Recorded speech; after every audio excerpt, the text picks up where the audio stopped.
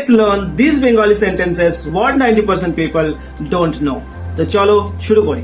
কম বেশি, সাধারণত, যেভাবেই হোক, করো বা মরো, একটু একটু করে। এই সেন্টেন্সগুলোর ইংলিশ ট্রান্সলেশন কি হবে?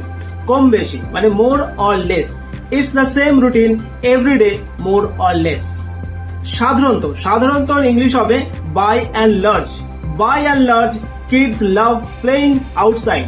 যেভাবেই হোক, by hook or by crook. By hook or by crook.